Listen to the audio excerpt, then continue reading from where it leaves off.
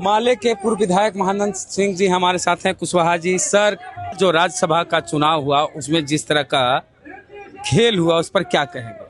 कहा जा रहा है सर कि पहली बार महागठबंधन की हार से बहुजनों में खुशी की लहर है, क्योंकि बहुजन समाज के लोग नहीं चाहते हैं कि 10 का शासन 90 पर हो। और आरजेडी की तरफ से जो उम्मीदवार दिया गया था वो अगड़ी जात के थे, और तेजस्वी यादव बैकवर्ड विधायकों को कह रहे थे कि आप अगड़ी जात को वोट देके जिताइए।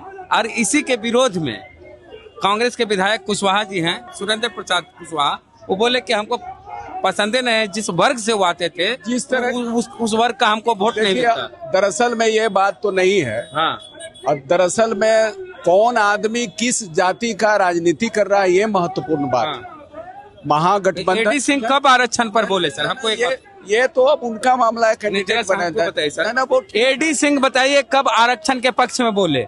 एडी सिंह कब यूजीसी के पक्ष में बोले, जिनको तेजस्वी यादव उम्मीदवार बनाए? आप बताइए सर, आप विधायक रहे हैं। आप हम कह रहे हैं कि इसका असर होता हाँ। तो बहुत सारे लोग टूट जाते हाँ। लेकिन दरअसल में यूजीसी का मामला जो लागू नहीं होने दे रहे हैं हाँ। या यूजीसी का चेहरा लेकर के या अति पिछड़ा ये सब का चेहरा लेके अति पिछड़ा और गरीब लोगों का SC ST का जो अधिकार खत्म करने की, संविधान खत्म करने की जो कोशिश कर रहे हैं, चेहरा तो बहुजन का है हाँ। लेकिन संविधान पर हमला जो है ये सबसे बड़ी जो महत्वपूर्ण बात है, इसको समझने की जरूरत है।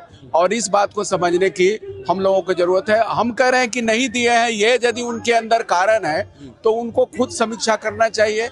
और पूरे बहुजन समाज के लोग खुश हैं कि भाई 10 का शासन 90 पर नहीं चलेगा, और राष्ट्रीय जनता दल की ओर से जो एडी सिंह को थोपा गया था वो थोपना उपना नहीं चलेगा। अगर देना था तो बैकवर्ड देते। ये हम नहीं कर रहे हैं, कुशवाहा जी कांग्रेस के विधायक जी बोल रहे हैं। ये मैं कह रहा हूँ कि इसी पॉलिटिक्स को, इसी विचारधारा को तो समझना है हाँ। कि 10 का शासन 90 पर नहीं चलेगा। नहीं चलने का मतलब है कि 90 का कुछ हिस्सा को, कुछ खास लोगों को लेकर के हाँ। और 90 पर जो शासन करने वाले 10 लोग जो मुट्ठी भर लोग हैं और वो लोग जो कर रहे हैं, यूजीसी को देखिए ना, लागू नहीं होने दे रहा है। यूजीसी का प्रोटेस्ट नहीं, मैं कह रहा हूँ कि ये कौन लोग हैं जो लागू नहीं होने दे रहे हैं? भाजपा के लोग हैं, भाजपा के लोग। एडी सिंह एक बार मजबूती से कह देते कि मैं यूजीसी के पक्ष में हूँ। एडी सिंह एक बार कह देते कि मैं आरक्षण के पक्ष में हूँ। ना यूजीसी के पक्ष में बोलते हैं, ना आरक्षण के पक्ष में बोलते हैं, और सिर्फ राज्यसभा बन के 6 साल वहाँ पर क्या किए एडी सिंह? नहीं, वो तो समीक्षा उन लोगों की करनी है, क्या नहीं करना है। महागठबंधन से हैं। दूसरी बात हम ये कह रहे हैं कि बहुत सारे अपर कास्ट के लोग जो है जो यूजीसी के पक्ष में है, बहुत सारे अपर कास्ट के लोग अभी भी यूजीसी के पक्ष में लोग बोल रहे हैं और संघर्ष में है। यहीं पर जो एडी सिंह नहीं बोले, एडी सिंह को छोड़िए ना, एडी सिंह को छोड़िए, लेकिन मैं ये कह रहा हूँ कि बहुत सारे लोग जो है अभी है, लेकिन जो यूजीसी के मामले में बीजेपी जो इसको लागू नहीं होने दे रहा है, इसे तो आप इस हम ही लाए।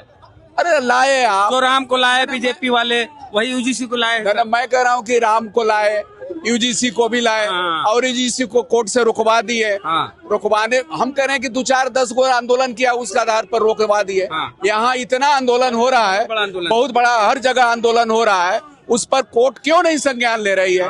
तो कोर्ट को दबाव बना करके रुकवाने का काम जो बीजेपी कर रहा है, और वो बीजेपी कभी अति पिछड़ा का, कभी दलित का, कभी ये बहुजन का चेहरा लेकर के, और बहुजनों के अधिकार, बाबा साहब के अम्बेडकर का जो संविधान का अधिकार है, उस अधिकार को खत्म करने की साजिश चल रही है।